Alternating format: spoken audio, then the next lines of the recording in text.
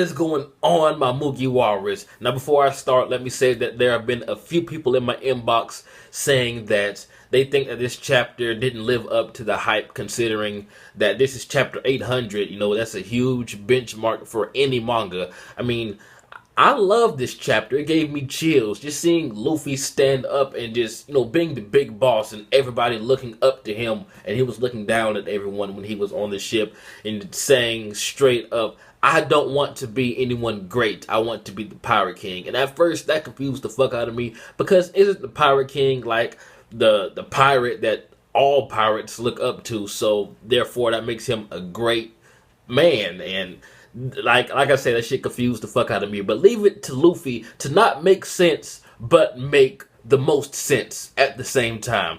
Like, oh, that's just so deep, the meaning of that. He wants him to be free. He doesn't want to be cramped. And I love how that's the first excuse that he came up with, like why he doesn't want to get on the ship with him. Like, it'll be cramped. There's too many people. Luffy's so fucking badass.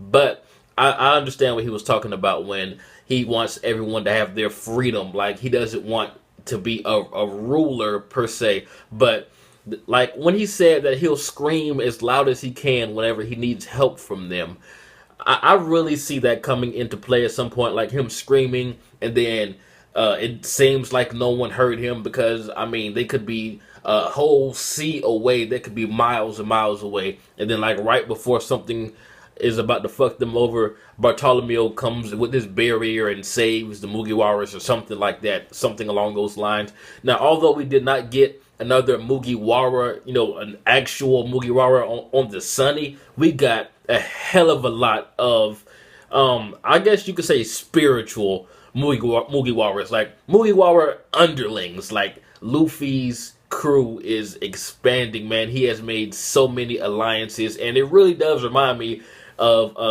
Whitebeard, how he had, the people on his ship, his crew, and then he had so many alliances, like cities and towns and villages that, wore his mark. And he was well known, and he had pirate alliances all over. So the fact that Luffy has all of these people under his belt, although they're technically not with him, they're still with him. You know what I mean? But the biggest thing in this chapter, the ending where it said that this happened right before a big incident or accident, something like that, but that will come later. I mean, what the fuck kind of cliffhanger / tease is that to give us at the end of a chapter? Don't even tell us that if you aren't going to hint at what it is. Like, my mind is wondering right now, what incidents could happen after this? But I do love that Fujitora used the debris to like push the Mugiwaras and everyone else out of the way so they wouldn't get caught or whatever. And the scene where everybody drunk that sake, or what was it? I think it was sake, I forget. I don't know, it gave me chills. It really reminded me of Luffy, Sabo, and Ace. And I love how Luffy is like, no, I can't drink this shit. And then Zoro's like, like, you could tell Zoro just wanted to pick the whole thing up and drink it all to himself. Zoro's a fucking alcoholic, dog. But this chapter was amazing to me. Like, a lot of people disliked it because, I mean, I can understand that 800 is a benchmark, and like a very huge benchmark, and they expected like something epic, like some action, or I don't know, maybe a Gear 5. I honestly don't know what people expected considering what we got at the end of last chapter, but I think this chapter is fucking awesome. Like, Luffy is moving on up in the world. Like, go back to where he didn't even have a crew, and Zoro and he, like in the first few episodes or chapters or whatever, where that was the only crew he had, he and Zoro at first. But now this dude has over, I forgot how many people were just in that one guy's thing. I think he had like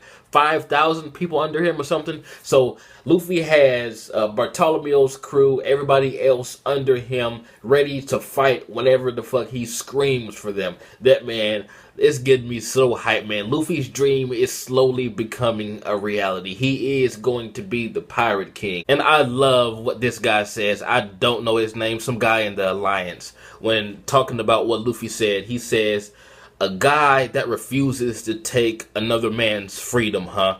That's basically Luffy in a nutshell. And I think that that statement completely wrapped up everything Luffy said this chapter. Luffy wants to be the Pirate King, but he refuses to take any person's freedom. Like, you can do whatever the fuck you want with Luffy. Like, as long as you don't touch his meat, dog, you're good. You can be friends with him. You can be an enemy with him. He doesn't give a damn. Being a pirate means freedom in his mind. And this is why I love One Piece. This is why I love Luffy. This manga is about to go places. But tell me what you guys think that incident is about, man. I mean, why? Just the fact that they told us, like, after a happy-ass, epic-ass chapter like this makes me think that it's going to be something really, really bad. Like, someone's gonna die. Someone's gonna get fucked up. I don't know. But tell me what you guys think. This has been jbDAuchiha. Like, comment, subscribe, and I'm out.